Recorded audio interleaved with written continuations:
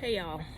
So y'all asked a lot of questions about gardening. I decided to just put all the questions that might be asked of me in the video because and just in this format because I can't answer them all.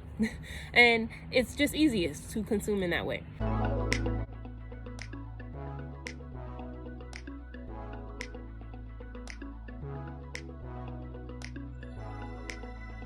So the first thing that people are asking me is, how do I know what I'm doing?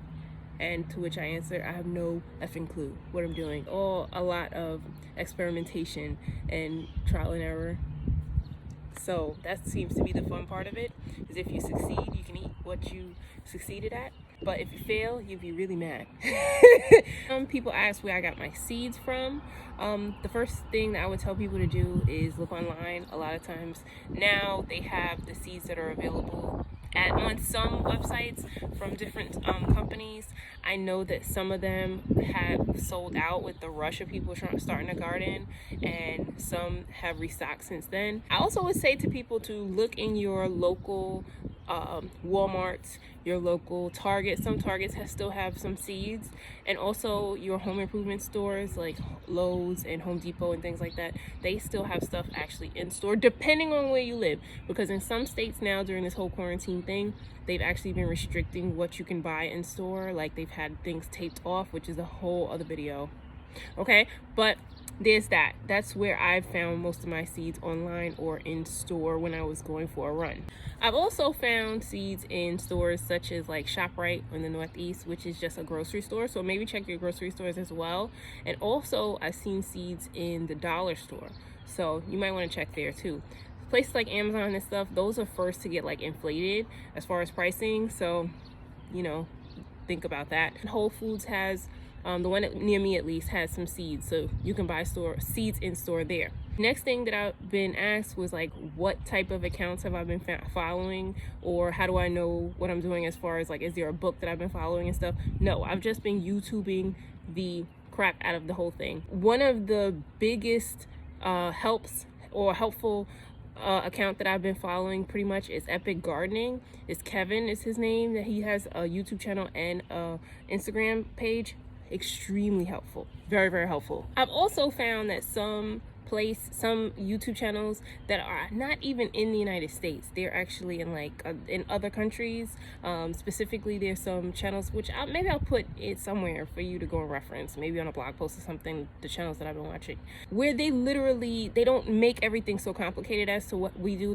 They're like, okay, soak the bean or the seed for such and such amount of time and just put it in a pot. It doesn't have to be like a special pot or anything. Those types of gardening channels have been extremely helpful to me, especially because they made it not seem so complicated, okay? Because people have been farming and gardening forever, and it's not always been like needing a bunch of things. People literally garden and farm in anything, okay? They plant seeds in anything. So just think about that too. One thing I want to say is the biggest mistake or newbie thing that I used to think, and now I understand and I realize how like silly it is. I used to think that if you bought like a plant, I know that you're gonna have a good amount of laughs in the comment section or whatever. If you bought a plant that was already started, like if you buy it at the home improvement stuff and they're like, here's or wherever, and they have like the tomato plant that's there, I just think that was like cheating. Like it wasn't really gardening unless you started from seed, and I realize now that's really silly, right? Basically that means that you didn't start it from seed. You kind of like missed your window to grow the thing from seed, and depending on where you may live, you may not have enough like time for the plant to mature enough, so you may have to you're just kind of like buying it at a step ahead. So like buying a tomato plant, like this plant that I bought that was already started, like it was at this part, it was like buying it and it's like an adolescent, okay?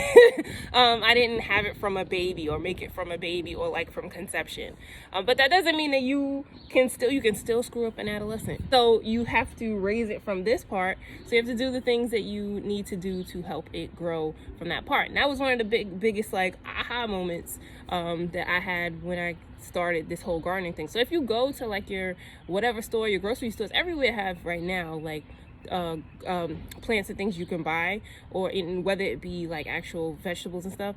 If you go there and they have the tomato plant or whatever plant started and you just bring it home and put it in a pot and grow it the rest of the way, you're still gardening, okay? That's for the newbies like me that I didn't know that before. Some people ask like, why did I choose what I am choosing to grow? Really, it's kind of just like, hey, let's try this out and see what happens. I've been really just trying things that don't take a long time to grow. So the beans that I chose, like the particular type of beans, I put a little research into that to find out what ones grew faster and even in my zone, and that, which is a whole other lingo that I had to learn with farming or gardening and things like that. But I chose to do those because they don't take so long to come to maturity. These are the bush beans, contender bush beans. So they come to maturity and to you can pick from them relatively quickly compared to others. And they don't grow very large. They're not like a vining one. That's what the package said, okay? So that's why I picked that. Where did I get like the containers and things that I'm planting in so far? Like these I ordered off of Amazon. I can link them. These are called felt pots or smart pots.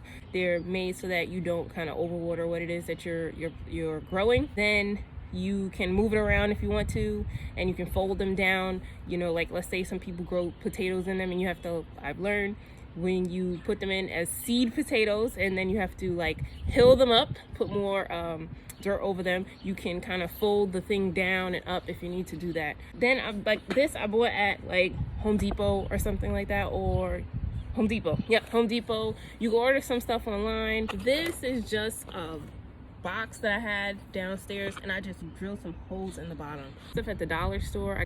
I ordered this vertical tower thing. It's like 5 tiers. I ordered that on Amazon, but really different places, just picking up stuff. Walmart has some stuff, and I know that things are limited now with what it is that is going on with COVID and everything, so just do the best you can. Some people literally like grow lettuce in plastic bags. I've seen it.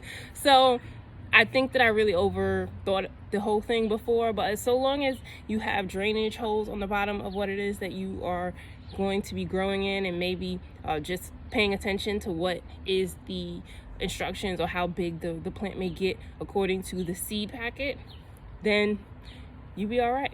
As far as what I've been seeing so far, I will be keeping everyone abreast on my whole situation, the gardening situation, as we come along. And if you are watching this on Instagram, thank you. And if not, if you're watching on YouTube, make sure that you follow me on Instagram at It's Me Lady G, so that you can follow along, because I post there most often. But that's it for today. These are the questions that have been asked. This is like my first year of like edible gardening, so it should be fun, right? If you have any like tips or anything, just let me know in the comment section below. I really appreciate it. Okay, hope you're well, literally and figuratively, and I'll see you next time. Bye.